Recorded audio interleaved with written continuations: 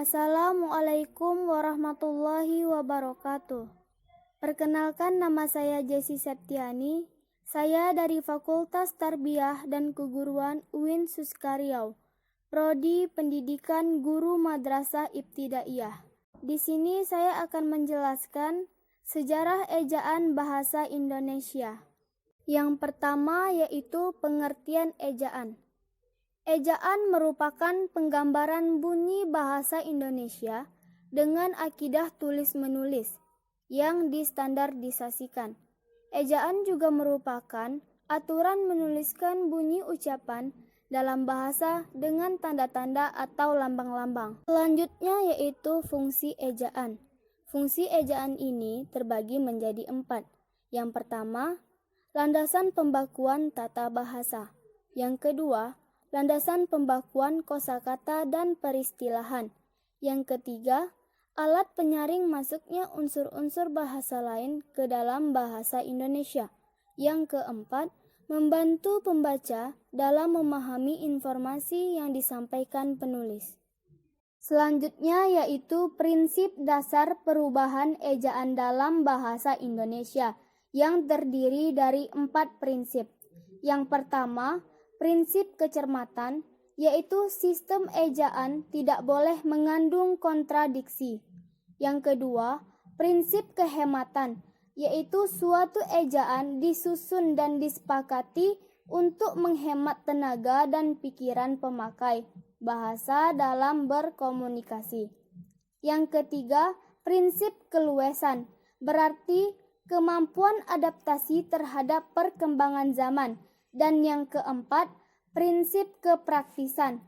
Prinsip ini terkait dengan penggunaan tanda diakritik. Selanjutnya yaitu perubahan ejaan. Perubahan ejaan bahasa Indonesia dilatar belakangi oleh dampak kemajuan ilmu pengetahuan, teknologi, dan seni yang telah menyebabkan penggunaan bahasa Indonesia dalam berbagai ranah pemakaian, baik secara tulis maupun tulisan. Perubahan ejaan terdiri dari 7 perubahan. Yang pertama, ejaan Van Ophuijsen pada tahun 1901 sampai 1947. Yang kedua, ejaan Republik atau ejaan Suwandi pada tahun 1947 sampai 1956. Yang ketiga yaitu ejaan Pembaharuan pada tahun 1956 sampai 1961. Yang keempat yaitu ejaan Melindo pada tahun 1961 sampai 1967. Yang kelima yaitu ejaan baru atau Lembaga Bahasa dan Kesusastraan pada tahun 1967 sampai 1972. Yang keenam ejaan bahasa Indonesia yang disempurnakan pada tahun 1972 sampai 2015. Dan yang terakhir, ejaan bahasa Indonesia pada tahun 2015 dan sampai sekarang. Jadi kesimpulannya yaitu, ejaan bahasa Indonesia telah mengalami 7 kali perubahan dalam kurun waktu 114 tahun, yakni dari tahun 1901 sampai dengan tahun 2015.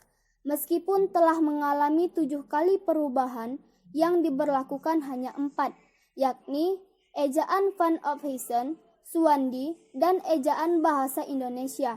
Sementara itu, 3 ejaan, yakni ejaan Pembaharuan, ejaan Melindo, dan ejaan baru atau Lembaga Bahasa dan Kesusastraan tidak diberlakukan karena alasan politik. Nah, jadi sudah menjadi kewajiban kita sebagai kaum pelajar untuk selalu mengingatkan kepada masyarakat agar dapat menggunakan kaidah tata bahasa Indonesia yang baik dan benar. Karena bagaimanapun, bahasa memiliki peran penting dalam proses pembangunan karakter masyarakat.